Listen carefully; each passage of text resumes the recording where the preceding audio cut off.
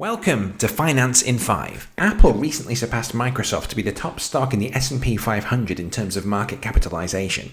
Since Steve Jobs' passing on October the 5th, 2011, Apple's share price has increased from $54 to $351, roughly 645%. Maybe it was inevitable or even destiny that following his appointment as CEO, Cook would improve Apple turnover. Plans are afoot to unveil the latest range of Apple devices online at the June 22nd Worldwide Developers Conference. One analyst thinks that Apple's share price will hit $500 in the not-so-distant future. But my view is that a short-term correction is possible, and we'll talk about it more coming up today on Finance in 5.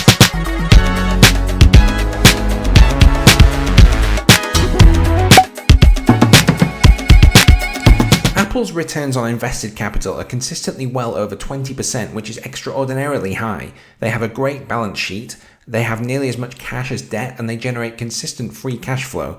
And they have been successful at growing their services revenue to capitalize upon and solidify their hardware ecosystem. There is probably going to be a correction in the stock price ahead. That doesn't necessarily mean that the company is bad, it just means that the valuation will shrink while fundamentals do fine, for instance. Now, we can talk about the growth of the services of Apple right now before we talk about that possible correction. Apple has long been rumored to be moving its Mac lineup away from Intel processors to its own custom-designed chips based on technology from ARM Holdings. A recent report in Bloomberg indicates that an announcement of ARM-based Macs could come as soon as Apple's Worldwide Developers Conference on June the 22nd. Such an announcement would shake the industry and open the way for a greatly expanded market share for Mac. An article by Mark Gurman in Bloomberg was just the latest that he has written predicting an imminent transition of the Mac lineup to ARM. Many Apple analysts, including the redoubtable Ming-Chi Kuo, have been predicting such a move and regard the move as all but certain, with only the timing in doubt. It certainly feels as though we're getting close, and an announcement at the WWDC could make sense. The Mac developer community will have varying levels of difficulty in making the transition. Why begin this transition now? Well, Intel has not really been delivering the goods when it comes to its long-promised 10nm processors. Today, Intel 10nm processors are only available in the latest MacBook Air and 13-inch MacBook Pro. In the meantime, Taiwan Semiconductor Manufacturing Limited, also called TSMC, is forging ahead with its 5nm processors in the next generation of iPhones. Apple is expected to use TSMC's 5nm processors for the ARM MacBooks, which probably still puts their actual release at some time in early 2021. The attractions for Apple are many, but in addition to being able to use a superior processor with twice the transistor density as Intel's 10nm processor, Apple will almost certainly pay less for them, including development and engineering costs, than it pays to Intel. Apple has used its custom-designed ARM architecture processor for some time in its iPhones and from the beginning for iPads. These custom systems on chips have seen a number of firsts, including the first 64-bit processors for a smartphone and the first smartphones to use TSMC's 7nm processors. These processors have become progressively more computationally powerful to the extent that they could reasonably be compared to Intel processors. It has been difficult to do true apples-to-apples comparisons of ARM and Intel processors in order to arrive at fact-based conclusions regarding comparative performance, efficiency, and cost. So we're instead relying here on what might be considered to be circumstantial evidence. ARM processors mainly have a cost advantage due to a design-dependent advantage. Apple's recent Ice Lake-based laptops, as well as its recently refreshed iPad Pros, afford a revealing comparison, which is shown in this table. The processors are about equally matched in performance, but the ARM processor is vastly more efficient. Not all of this advantage is attributable to ARM architecture. Some of the credit should probably go to Apple's own power management technology that it has been developing since its PA Semi acquisition in 2008. There's also likely a cost advantage. Intel lists a recommended customer price for its processor of $426. The greater energy efficiency allows Apple to design thinner, lighter notebooks than the Intel equivalent. The greater cost efficiency should allow Apple to be more cost competitive. All of this means that ARM-based Macs may well present Apple with its best opportunity to grow revenue for its hardware business. This may seem counterintuitive, but this is due to the fact that Apple has a relatively small share of the still large PC business. A similar opportunity to grow market share in Apple's other hardware businesses, iPad, iPhone, and Watch, probably doesn't really exist. In some cases, this is because Apple already enjoys commanding market shares. According to Strategy Analytics, iPad had 44% of the $1.9 billion tablet market in 2019. Furthermore, the tablet market is relatively small and not really growing appreciably. Apple Watch enjoys a commanding share of the smartwatch market. iPhone does not have the same high market share, but it faces such stiff competition from Samsung, Huawei, and others that its market share is unlikely to improve. Many questions remain about the transition to ARM, key among them, whether the transition will be a gradual one or extend across the full Mac product line. I believe that Apple will move all of the Mac product line to its ARM processors rather than drag things out. Here, Apple has learned from the Microsoft example of its attempts to port Windows to ARM. All of the attempts have been failures, fundamentally because Microsoft was setting up the ARM devices to compete with better performing Intel equivalents. It means nobody understands what on earth the company is actually offering to them. Piecemeal transitions don't work. This expectation stands in sharp contrast to the Apple tech media that seem to expect Apple to start slowly with just a laptop or two. I expect Apple to use its ARM processors in all its laptops, iMacs, and Mac minis. The only possible exceptions will be the recently released Mac Pro and the iMac Pro. Apple likely has so many Mac Pros sitting around that it's going to take a while to dispose of them. The idea being that once you've bought one of these machines, you can kit it out and future-proof it with ongoing RAM or hard drive upgrades, should the desire take you. But make no mistake, an ARM Mac Pro eventually is on the way. Another major question is how Apple will manage the software transition. Most of the media are focused on the differences in processor architecture, but that's not really the issue. Anytime a Mac OS operating system app is distributed through the Mac App Store, then switching the target processor should be a fairly trivial process for any app developer. The reason for this is that apps distributed through the store have to meet certain standards that make the processor transition easier for Apple and its developers to manage. The Mac App Store requires that apps only use Apple application programming interfaces and abide by sandboxing restrictions. Sandboxed apps are prohibited from accessing memory used by other apps or the operating system. The problem is that unlike iOS, there's a lot of legacy Mac software that's distributed outside of the Mac App Store. Such apps often use non-Apple APIs and don't sandbox. I'm sure that Apple wants to force the transition to the App Store for the Mac and will use the processor transition as leverage to do that. Apple makes more money from App Store distribution, and generally App Store apps are safer, more reliable, and more secure. I'm also sure, however, that Apple doesn't really want to lose lots of important Mac developers, especially for professional apps that creatives use, such as Adobe Creative Cloud. As with previous Mac processor transitions, Apple is likely to lose some developers along the way and experience some disruption in hardware sales.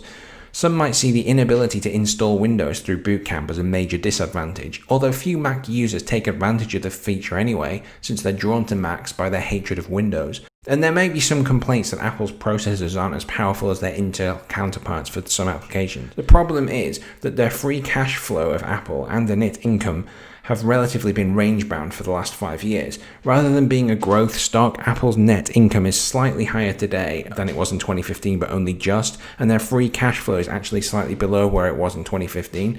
So to fill that gap, they focused heavily on share buybacks, which means that their earnings per share have grown faster than their company-wide earnings have done. Taking that into account, they grow their bottom line at a moderate rate on a per-share basis, which isn't too bad. I think it's going to take a while for Mac to achieve the market share gains that I would expect, but I'm confident that they probably will be achieved. In doing that, Apple is going to signal to the industry that the approach of custom designing ARM processors is the wave of the future, not just for smartphones, but all computing devices. Indeed, the strong performance of the services segment, along with the view that the company is basically invincible, have collectively led to investors sharply bidding up the stock's valuation in recent years. The stock price has grown a lot more quickly than the company's fundamental metrics, in other words. Just as Apple's approach to designing its internal componentry for iOS devices is imitated by its major competitors Samsung and Huawei, Apple's PC competitors also will begin to imitate its approach to custom processors for the Mac. Gradually, in my humble opinion, the industry will transition away from the x86 commodity processor model that has so dominated personal computing.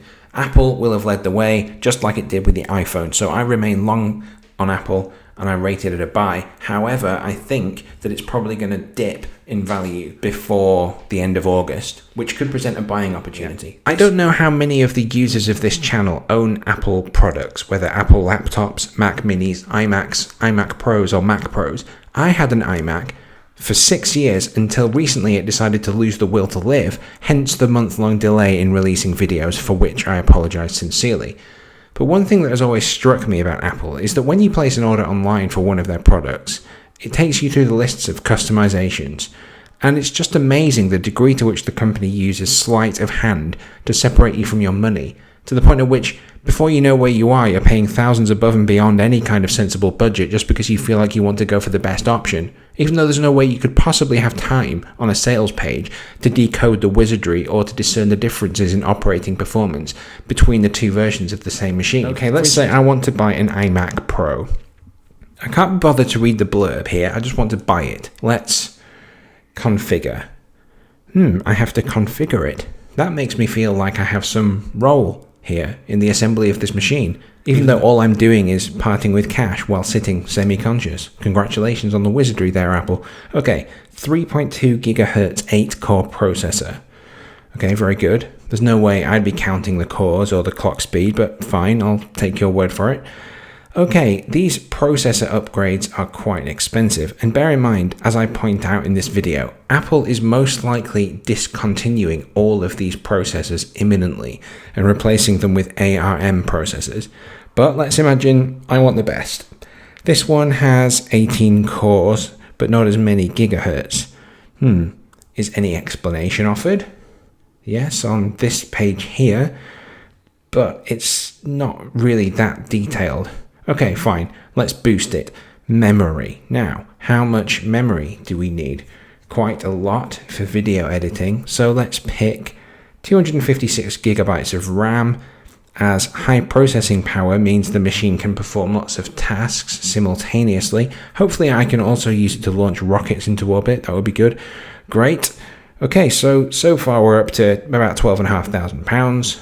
Now, graphics. Do I need the Radeon Pro Vega 64X graphics card? Do I even know what that is? Not really. Let's see if there's an explanation. There is, but again, it doesn't help me decide because it's basically word salad bereft of context or examples. Okay, storage. So to speed this up, let's just stick with 1 terabyte. But this is the crucial point that I wanted to share with you guys. Look at the upgrades.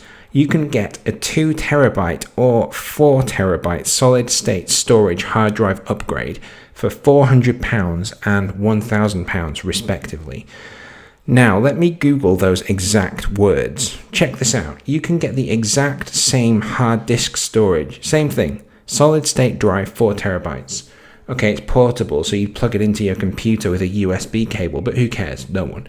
Same exact hard drive, costs £107.99 with a 30-day money-back guarantee. That is around 25% of what Apple charges you. Have I got that right? Or am I imagining that? Yeah, same thing. Passport for Mac, 4 terabyte solid-state drive. Actually, no, that's wrong. It's even worse than that. Look, 1 terabyte of storage comes as standard here. An upgrade from standard to 4 terabytes costs £1,000. So that means that you're paying £333.33 per terabyte.